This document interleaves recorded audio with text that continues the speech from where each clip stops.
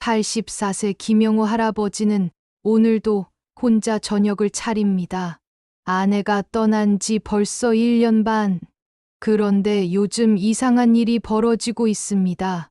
옆집 아주머니가 수첩에 무언가를 적고 동네 이장이 자꾸 찾아오고 심지어 모르는 젊은 부부까지 집을 둘러봅니다. 어느 날 딸이 내민 낯선 서류 한 장. 아버지, 제발 서명만 하세요. 아버지를 위한 일이에요.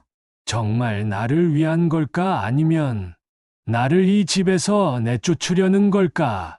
김영호 할아버지에게는 무슨 일이 생긴 걸까요? 구독과 좋아요, 알림 설정은 영상을 제작하는데 큰 도움이 됩니다. 김영호는 벽에 걸린 낡은 시계 소리를 들으며 혼자서 저녁상을 차렸다. 84세 나이에도 불구하고 그의 손놀림은 아직 꽤 정확했지만 예전처럼 두 사람 분량을 준비하는 습관은 쉽게 사라지지 않았다. 아내 순자가 세상을 떠난 지 벌써 1년하고도 반년이 지났는데도 말이다. 그는 작은 밥그릇에 쌀을 씻어 안쳤다. 물이 맑아질 때까지 여러 번 헹구는 동안 순자가 늘 하던 말이 떠올랐다. 쌀은 정성껏 씻어야 밥맛이 좋아진다고 했던 그 목소리가 아직도 귓가에 생생했다. 하지만 이제는 대답해주는 이가 없는 부엌이었다. 평생을 초등학교 교사로 살아온 그였기에 규칙적인 생활은 몸에 배어 있었다. 아침 6시면 어김없이 눈을 뜨고 간단한 체조 후에 신문을 읽으며 하루를 시작했다. 점심때가 되면 집 근처 작은 식당에서 혼자 식사를 하거나 집에서 간단히 때우곤 했다. 그리고 저녁이면 이렇게 조용한 부엌에서 혼자만의 시간을 보냈다. 문제는 최근 들어 자꾸만 깜빡하는 일들이 늘어났다는 것이었다. 지난주에는 가스레인지 불을 끄는 것을 잊어서 냄비 바닥이 새까맣게 타기도 했고, 며칠 전에는 현관문 열쇠를 어디에 두었는지 찾지 못해 한참을 헤맸다. 계단을 오를 때면 다리가 미묘하게 떨리는 것도 신경 쓰였다. 몸이 예전 같지 않다는 것을 인정하기가 쉽지 않았지만 감출 수 없는 변화들이었다. 그런 그에게 더욱 당황스러운 일이 연이어 벌어지기 시작했다. 평소 가끔 인사를 나누던 옆집 아주머니가 갑자기 자주 들러서는 이상한 질문들을 했다. 하루에 몇 끼를 드시는지, 혈압약은 제때 드시는지, 밤에 잠은 잘 주무시는지 같은 것들이었다. 처음엔 단순한 안부 인사려니 했지만 아주머니가 작은 수첩에 뭔가를 적는 모습을 보고는 이상함을 느꼈다. 동네 이장도 며칠 새 2번이나 찾아왔다. 겨울 준비는 잘하고 계신지, 보일러 점검은 받으셨는지, 응급 상황에 연락할 사람은 정해두셨는지 묻더니 역시 메모지에 뭔가를 끄적였다. 영호는 점점 불안해졌다. 마치 자신을 관찰하고 기록하는 사람들에게 둘러싸인 느낌이었다. 가장 이상한 것은 평소 말도 제대로 섞지 않던 건너편 집 젊은 부부까지 안부를 물으러 온다는 것이었다. 그들은 겉으로는 친절해 보였지만 집 안 곳곳을 유심히 둘러보며 혼잣말로 뭔가를 중얼거렸다. 혼자 사시기에 위험해 보이는 곳이 몇 군데 있네요. 그들이 나눈 말 중에 영호의 귀에 들어온 것은 그 한마디였다. 위험해 보이는 곳이라니. 그는 이 집에서 40년 넘게 살아왔는데 말이다. 저녁을 먹으며 영호는 생각에 잠겼다. 사람들이 왜 갑자기 자신에게 관심을 보이는지 알 수 없었다. 혹시 자신이 모르는 사이에 누군가 자신에 대한 이야기를 퍼뜨린 것은 아닐까? 아니면 두 아들이나 딸 민정이가 동네 사람들에게 부탁이라도 한 것일까? 큰아들 민수는 부산에서 회사를 다니고 있어서 명절 때나 얼굴을 볼 수 있었고, 둘째 민석이는 해외 출장이 잦아 연락조차 뜸했다. 유일하게 서울에 살고 있는 딸 민정이도 직장일로 바빠서 한 달에 한두 번 정도만 안부 전화를 했다. 그런데 왜 동네 사람들이 갑자기 자신을 신경 쓰기 시작한 것일까? 혹시 자신이 눈치채지 못한 사이에 치매 초기 증상이라도 보인 것은 아닌지 두려워졌다. 가끔 깜빡하는 것은 나이 탓이라고 생각했는데 다른 사람들 눈에는 심각해 보였던 것일까? 그는 불안한 마음에 스스로를 돌아보기 시작했다. 괜찮다. 아직 괜찮아. 영호는 혼잣말로 자신을 다독였다. 하지만 마음 한구석에서는 이미 무언가 중요한 결정이 자신 모르게 내려지고 있는 것은 아닌지 의심이 고개를 들기 시작했다. 저녁이 깊어갈수록 그 불안감은 더욱 짙어졌다. 화요일 아침, 딸 민정에게서 예상치 못한 전화가 걸려왔다. 평소보다 이른 시간이었는데도 목소리에는 어딘가 급한 기색이 배어 있었다. 영호는 수화기를 들고 딸의 말을 들으며 점점 불안해졌다. 아버지, 이번 주말에 종합병원에서 건강검진 받으시는 게 어떨까요? 민정의 제안은 갑작스러웠다. 영호는 작년에 이미 건강검진을 받았고 큰 문제가 없다는 결과를 받았던 터였다. 그런데 왜 갑자기 또 검진을 받자고 하는 것일까? 딸의 목소리에서 평소와 다른 긴장감이 느껴졌다. 검진 당일, 민정은 일찍부터 아버지 집에 와서 함께 병원으로 향했다. 차 안에서 그녀는 계속해서 아버지의 컨디션에 대해 물었다.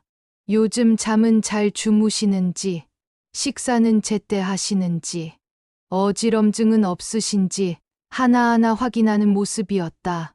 영호는 딸의 과도한 관심이 오히려 부담스러웠지만 걱정해주는 마음을 거절하기는 어려웠다. 병원에서의 검사는 예상보다 오래 걸렸다. 혈액 검사, 소변 검사는 물론이고 심전도, 흉부 엑스레이, 심지어 간단한 인지능력 테스트까지 받아야 했다. 영호는 인지능력 테스트를 받으면서 불쾌감을 느꼈다. 간단한 계산 문제와 기억력 테스트였지만 마치 자신을 치매 환자 취급하는 것 같았기 때문이다. 검사 결과를 기다리는 동안 민정은 초조해하며 계속 시계를 들여다보았다. 그녀의 모습을 보니 영호도 덩달아 긴장되기 시작했다. 혹시 자신도 모르는 사이에 심각한 병에 걸린 것은 아닐까 하는 생각이 들었다. 다행히 의사의 진단은 비교적 양호했다. 나이에 비해서는 건강한 편이고 다만 혈압이 조금 높으니 짠 음식을 줄이고 규칙적인 운동을 하라는 권고를 받았다. 인지 능력도 정상 범위 내에 있다고 했다. 그런데 이상하게도 민정은 안도의 표정을 짓기보다는 의사에게 더 자세한 설명을 요구했다. 정말 걱정할 게 없는 건가요? 요즘 깜빡하시는 일이 좀 늘었다고 하시는데 민정이 의사에게 말하는 내용을 들으며 영호는 당황했다. 자신이 언제 딸에게 그런 이야기를 했단 말인가? 아니면 누군가 다른 사람이 딸에게 자신의 상태를 알려준 것일까? 병원을 나온 후 며칠이 지나자 영호 주변의 분위기는 더욱 이상해졌다. 조카 사위인 준호가 갑자기 집에 찾아와서는 화장실과 계단에 안전 손잡이를 설치하겠다고 했다. 그는 건설회사에 다니는 사람이라 그런 일에 익숙하다며 말했지만 영호는 그런 것들이 필요하다고 생각해 본 적이 없었다. 괜찮아. 아직 그런 건 필요 없어. 영호가 정중히 거절했지만 준호는 고집을 부렸다. 미끄럼 방지 매트도 깔고 모든 문턱에 야광 테이프도 붙여야 한다고 했다. 마치 영호를 거동이 불편한 중환자로 취급하는 것 같아서 기분이 상했다. 그 다음 주에는 동네 주민센터 직원이 찾아왔다. 중년 여성이었는데 손에는 여러 가지 안내 책자를 들고 있었다. 그녀는 친절한 미소를 지으며 실버 주거 프로그램에 대해 설명했다. 혼자 사는 고령자들을 위한 안전한 주거 환경을 제공하는 정부 사업이라고 했다. 요즘 혼자 사시는 어르신들 사고가 많아서요. 미리 안전한 곳으로 이주하시는 게 좋을 것 같은데요. 직원의 말을 들으며 영호는 소름이 돋았다. 안전한 곳으로 이주하라니. 그것은 결국 자신을 집에서 내쫓겠다는 뜻이 아닌가. 그는 정중히 관심 없다고 말했지만 직원은 자료라도 보시라며 두꺼운 책자를 놓고 갔다. 그 책자를 펼쳐보니 깔끔한 시설들의 사진이 가득했다. 요양원이라고 하기엔 너무 고급스러워 보였지만 결국은 늙은이들을 한데 모아두는 곳이라는 사실에는 변함이 없었다. 영호는 책자를 덮으며 한숨을 쉬었다. 주변의 모든 일들이 하나의 큰 계획처럼 느껴지기 시작했다.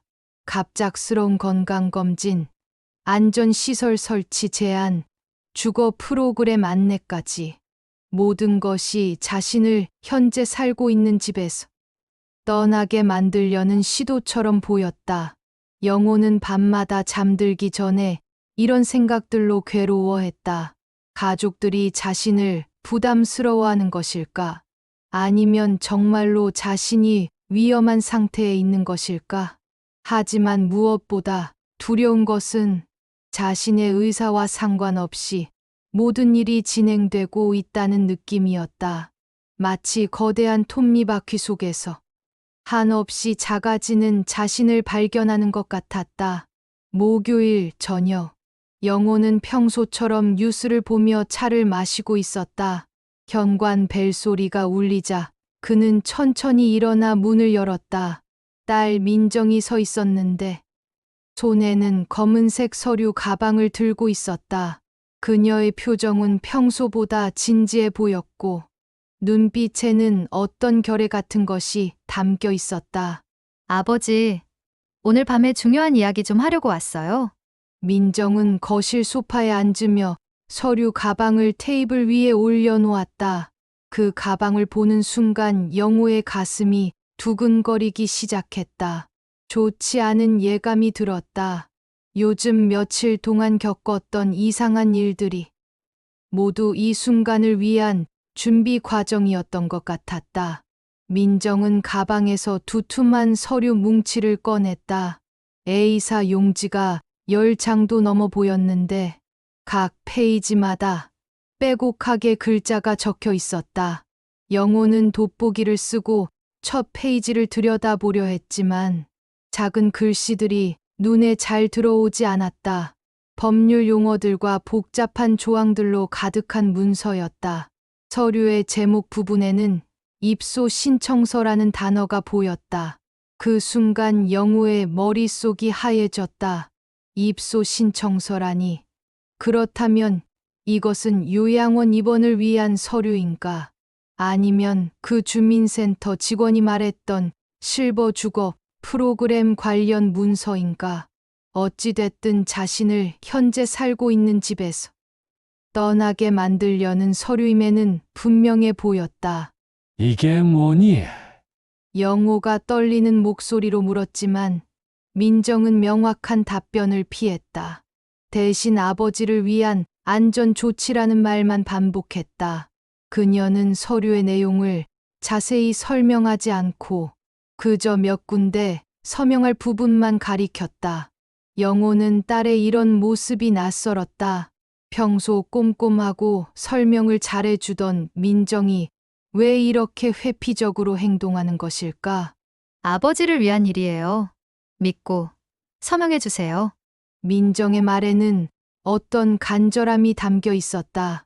하지만 그 간절함이 오히려 영호를 더욱 의심스럽게 만들었다. 왜 그렇게 급하게 서명을 받으려 하는가? 왜 서류의 내용을 제대로 설명해 주지 않는가?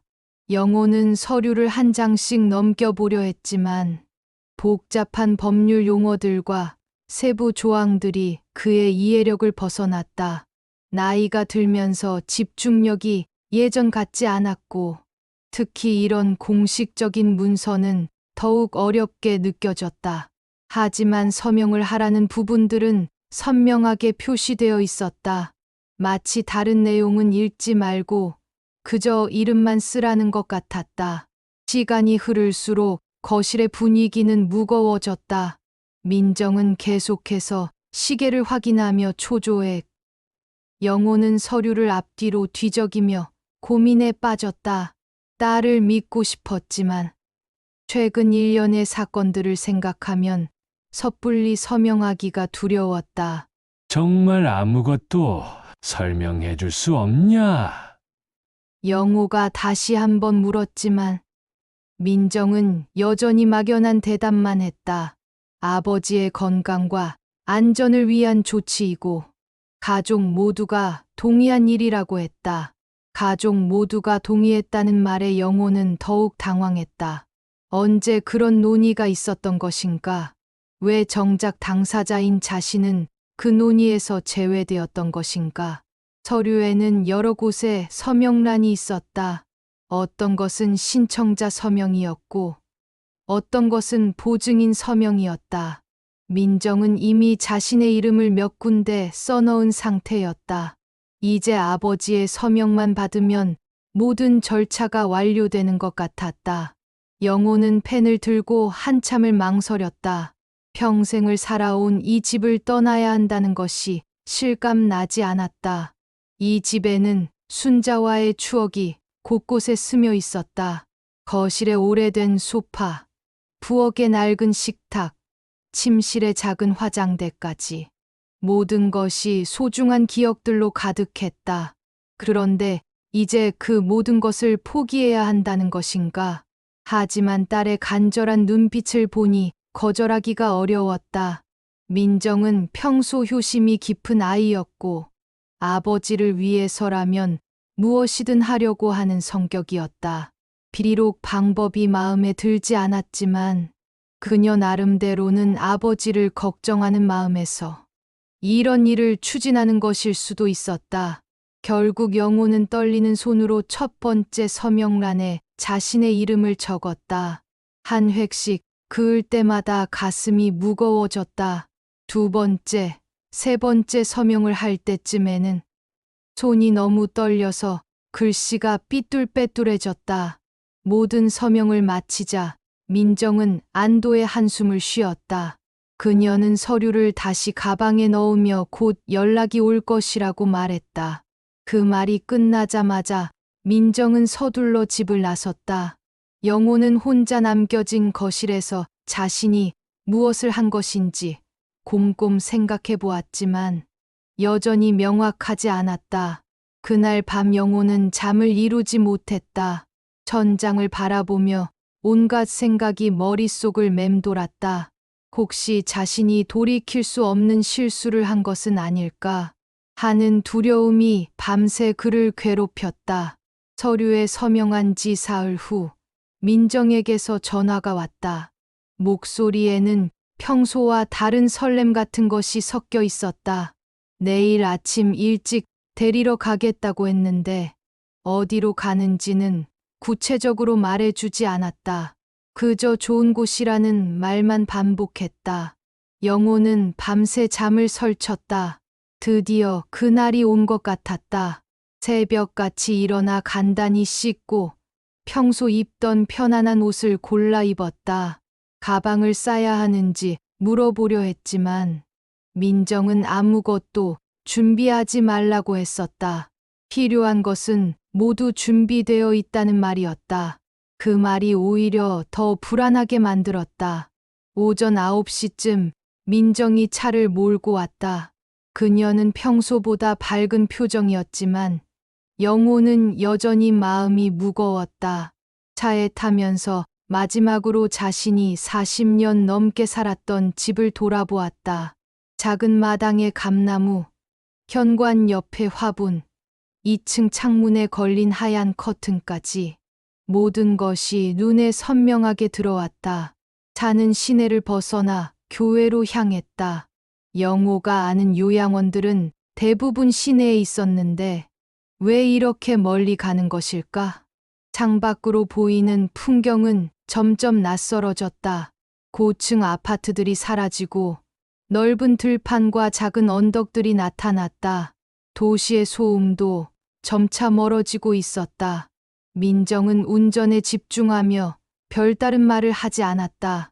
가끔 라디오에서 나오는 음악에 맞춰 콧노래를 부르기도 했지만 영호는 그런 여유로운 모습이 이해되지 않았다.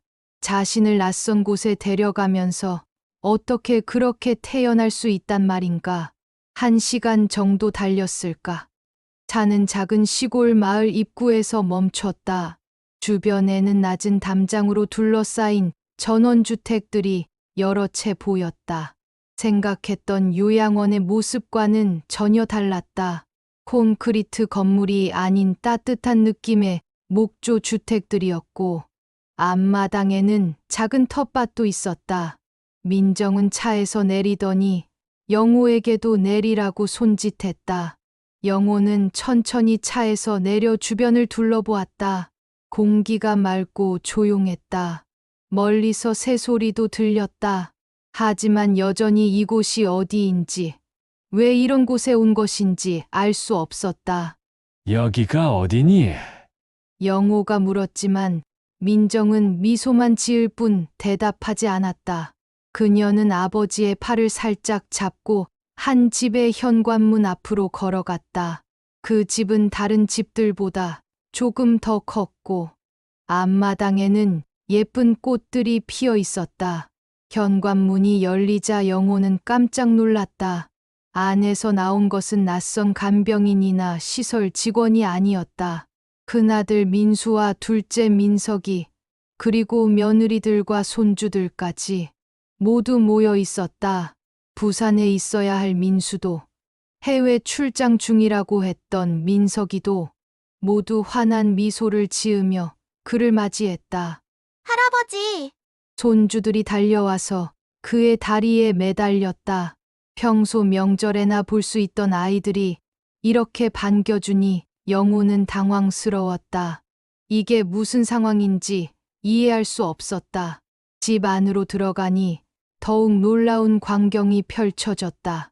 거실에는 그가 평소 즐겨 앉던 의자와 비슷한 안락의자가 놓여 있었고 한쪽 벽면에는 책장이 있었다.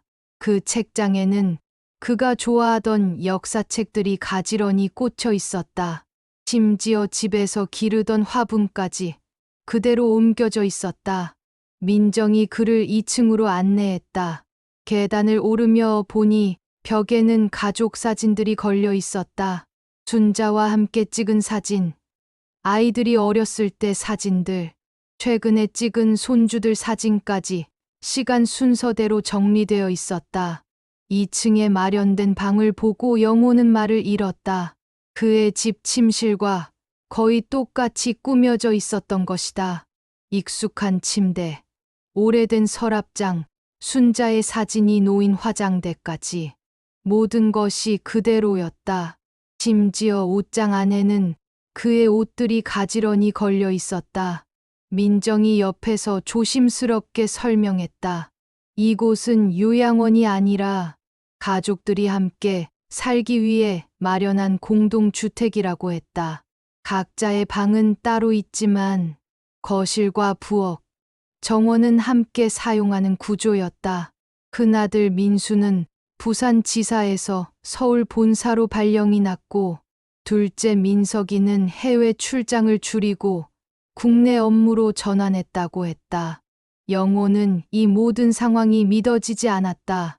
서류에 서명할 때까지만 해도 자신을 요양원에 보내려는 것이라고 생각했는데 실제로는 가족들이 함께 살기 위해 준비한 집이었던 것이다. 그동안의 모든 의심과 불안이 한순간에 사라졌다. 아래층에서 손주들이 부르는 소리가 들렸다. 저녁 준비를 도와달라는 것이었다. 영호는 천천히 계단을 내려가며 생각했다. 그동안 자신이 얼마나 잘못 생각하고 있었던 것일까? 가족들은 자신을 버리려 한 것이 아니라 더 가까이에서 돌보려고 했던 것이었다. 거실에서 온 가족이 모여 앉아 저녁 준비를 하는 모습을 보니 가슴이 뭉클했다. 오랜만에 느끼는 따뜻함이었다. 혼자 먹던 쓸쓸한 저녁이 아닌 여러 세대가 함께 나누는 정겨운 식사가 될 것 같았다. 저녁 식사 시간이 되자 온 가족이 큰 식탁에 둘러앉았다. 영호는 오랜만에 이렇게 많은 가족들과 함께 식사를 하는 것이 어색하면서도 따뜻했다. 며느리들이 정성스럽게 준비한 음식들이 식탁 가득 모여 있었고, 손주들은 할아버지 옆자리를 차지하려고 서로 경쟁하듯 했다. 식사를 하면서 그동안의 오해가 조금씩 풀렸다. 민정이 조심스럽게 설명했는데, 동네 사람들이 영호를 자주 찾아온 것은 이사 준비 과정에서 그의 생활 패턴을 파악하기 위해서였다고 했다. 어떤 환경을 좋아하시는지, 평소 습관은 어떤지 알아야 새 집을 꾸밀 수 있었기 때문이었다. 건강검진도 새로운 환경에 적응하는데 문제가 없는지 확인하기 위한 것이었다. 안전시설 설치를 제안했던 것도 마찬가지였다. 새 집의 구조를 참고해서 어떤 안전장치가 필요한지 미리 알아보려던 것이었다. 주민센터 직원이 가져온 실버 주거 프로그램 자료도 이런 공동생활의 아이디어를 얻기 위해 연구했던 것들 중 하나였다. 모든 것이 영호를 위한 계획이었는데 정작 당사자인 그는 자신을 내쫓으려는 음모라고 오해했던 것이다. 지금 생각해보니 얼마나 어리석은 걱정이었는지 스스로도 웃음이 나왔다. 식사 후 온 가족이 거실에 모여 차를 마시며 이야기를 나누었다. 영호는 손주들에게 둘러싸여 오랫동안 하지 못했던 옛날 이야기를 들려주었다. 아이들은 할아버지가 젊었을 때 교사로 일했던 이야기, 할머니와 처음 만났던 이야기를 신기해하며 들었다. 할아버지, 이제 매일 볼 수 있어요? 막내 손녀의 순진한 질문에 영호는 고개를 끄덕였다. 그동안 명절에만 볼 수 있었던 손주들과 이제는 매일 함께 지낼 수 있다는 사실이 실감났다. 아이들의 웃음소리로 가득한 집에서 살 수 있다는 것, 그것만으로도 충분히 행복했다. 밤이 깊어갈 무렵, 영호는 자신의 방으로 올라갔다. 방 안을 다시 한번 천천히 둘러보았다. 벽에 걸린 순자의 사진이 평소와 다름없이 따뜻하게 미소 짓고 있었다. 창가에 놓인 작은 화분에서는 새싹이 돋아나고 있었다. 모든 것이 예전 집에 있을 때와 똑같았지만 분위기는 전혀 달랐다. 외롭고 쓸쓸했던 예전과 달리 이곳에서는 따뜻함과 생기가 느껴졌다. 침대에 누워 천장을 바라보며 영호는 지난 몇 주간의 일들을 되돌아보았다. 그때의 불안과 두려움이 이제는 부끄럽게 느껴졌다. 가족들이 얼마나 오랫동안 이 계획을 세우고 준비했을까? 자신 몰래 집을 구하고 가구를 옮기고 각자의 생활을 재정리해가며 이 모든 것을 준비했을 생각을 하니 고마움이 밀려왔다. 특히 민정이의 마음을 생각하니 가슴이 뭉클했다. 아버지를 혼자 두고 싶지 않았지만 갑자기 이야기하면 거부할까봐 조심스럽게 접근했던 것 같았다. 그래서 건강검진도 핑계로 삼았고 서류에 서명받을 때도 자세한 설명을 피했던 것이다. 딸의 배려심을 몰라본 자신이 못내 미안했다. 다음 날 아침, 영호는 새소리에 잠에서 깼다. 창문을 열자 맑은 공기와 함께 햇살이 방 안으로 들어왔다. 멀리 작은 언덕이 보이고 그 너머로는 논밭이 펼쳐져 있었다. 도시의 매연과 소음에 지쳤던 몸과 마음이 절로 편안해졌다. 아래층에서는 벌써 가족들의 목소리가 들려왔다. 민수와 민석이가 아침 산책을 하고 온 모양이었고, 며느리들은 아침 준비를 하고 있었다. 손주들의 제잘거리는 소리도 들렸다. 이 모든 소리가 영호에게는 가장 아름다운 음악으로 들렸다. 세수를 하고 옷을 갈아입은 후 영호는 천천히 아래층으로 내려갔다. 거실에서는 온 가족이 모여 아침을 먹고 있었다. 그들 사이에 자연스럽게 자리를 잡고 앉으니 마치 원래부터 이렇게 살아온 것 같은 느낌이었다. 아버지, 오늘은 뭘 하고 싶으세요? 민정이 물었다. 영호는 잠시 생각해 보았다. 그동안 혼자 지내며 무료하게 보냈던 시간들이 떠올랐다. 이제는 달랐다. 손주들과 함께 정원을 가꿀 수도 있고, 아들들과 바둑을 둘 수도 있었다. 며느리들과 함께 요리를 배울 수도 있고, 저녁에는 온 가족이 모여 영화를 볼 수도 있었다. 무엇보다 좋은 것은 더 이상 혼자가 아니라는 사실이었다. 누군가 옆에 있다는 것, 서로를 돌볼 사람이 있다는 것, 그것만으로도 인생이 완전히 달라지는 느낌이었다. 영호는 비로소 진정한 노년의 행복이 무엇인지 깨달았다. 그것은 혼자만의 독립적인 생활이 아니라 가족과 함께 나누는 따뜻한 공동체 속에서 찾을 수 있는 것이었다. 창밖으로 보이는 아침 햇살 속에서 새로운 하루가 시작되고 있었다. 영호에게는 새로운 인생이 시작되는 순간이기도 했다. 영상 시청해 주셔서 감사합니다.